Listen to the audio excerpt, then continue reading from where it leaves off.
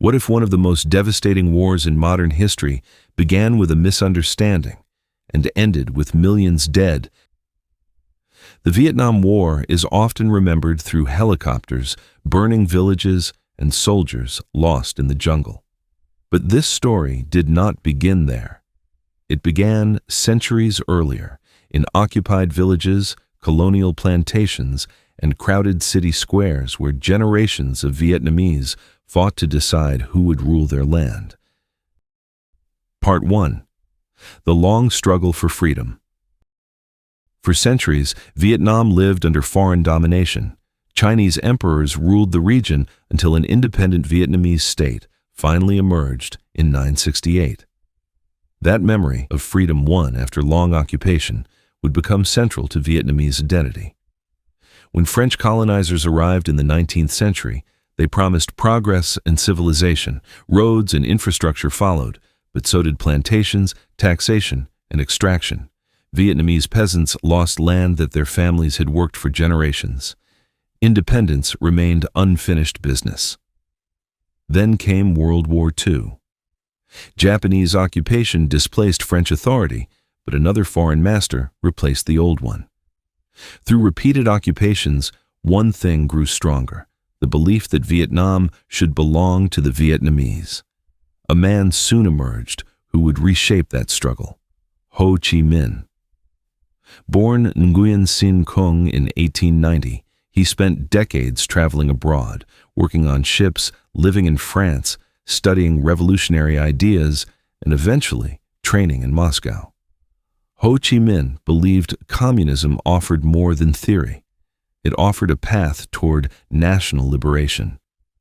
In 1941, he returned and founded the Viet Minh, a movement dedicated to independence.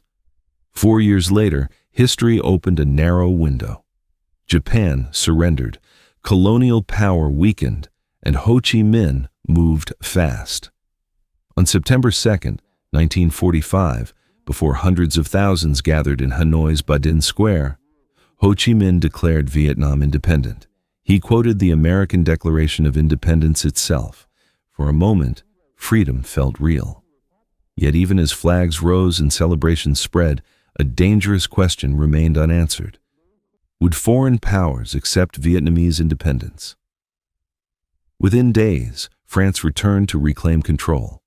The Democratic Republic of Vietnam was declared, backed by the Soviet Union and China. But the Cold War was taking shape, and the United States saw Vietnam through a very different lens. Part 2. From Colonial War to Cold War. By 1954, French forces were exhausted. At Dien Bien Phu, surrounded and defeated, they surrendered. The Geneva Conference divided Vietnam temporarily at the 17th parallel, promising elections to reunify the nation. But here, another turning point emerged. American policymakers believed Ho Chi Minh would win any free election. That possibility alarmed Washington. Instead, the United States supported Ngo Dinh Diem in the South. Ho Chi Minh sought reunification. The United States sought containment. Between those goals lay the seeds of war. A guerrilla conflict erupted. Viet Cong fighters intensified operations in the south, while supply routes stretched through Laos and Cambodia along what became known as the Ho Chi Minh Trail. American advisors arrived first, then equipment, then more troops. In 1964, events in the Gulf of Tonkin became the justification for escalation. Whether the second reported attack occurred remains debated. What is beyond dispute is the response. Massive bombing campaigns followed. Approximately 8 million tons of bombs fell over Vietnam, far exceeding the tonnage dropped on Japan during World War II. Officially, the goal was military pressure. Yet the destruction spread far beyond battlefields. Agent Orange stripped forests and poisoned communities. Napalm burned villages and civilians alike. Landscapes became scarred, and families suffered injuries and illnesses that would last for generations. Despite overwhelming firepower, the Vietnamese refused to surrender. Part 3. The War in the Jungle. American aircraft dominated the skies, But the jungle told a different story. Vietnamese fighters built tunnel networks beneath the earth, hidden worlds where fighters recovered, supplies moved, and attacks were planned. Booby traps, punji stakes, and hidden weapons turned ordinary terrain into danger. Psychological warfare followed. Fake anti-aircraft batteries forced American pilots to waste resources attacking illusions. Still, Vietnamese forces faced enormous pressure. It was only when Soviet and Chinese support increased that the balance began shifting again. Soviet advisors arrived quietly. Anti-aircraft systems, MiG fighters, tanks, and military specialists entered the conflict. Officially, many Soviet personnel were merely on technical assignments. In reality, they trained Vietnamese crews and helped build the defenses that challenged American air superiority. Early successes proved American aircraft could be shot down, and suddenly the war looked different. Part 4. The Breaking Point. The war was tearing at American society itself. Television brought combat into living rooms. Casualty lists grew longer. Young Americans were drafted into a war many struggled to understand. Some fled abroad to avoid conscription. Veterans returned with stories that contradicted official optimism. Protest movements expanded, and the nation became increasingly divided. Then came Tet. On January 30th, 1968, during the Lunar New Year, Communist forces launched coordinated attacks across South Vietnam. Cities, military bases, and provincial capitals erupted in fighting. Militarily, Tet inflicted devastating losses on the attackers, yet politically, it transformed the war. If victory was near, as officials claimed, how could such an offensive occur? The images broadcast into American homes shattered public confidence. The war's central promise, that success was just around the corner, began to collapse. President Lyndon Johnson soon announced he would not seek re-election. Escalation had reached its limits. Part 5. The Agony Continues.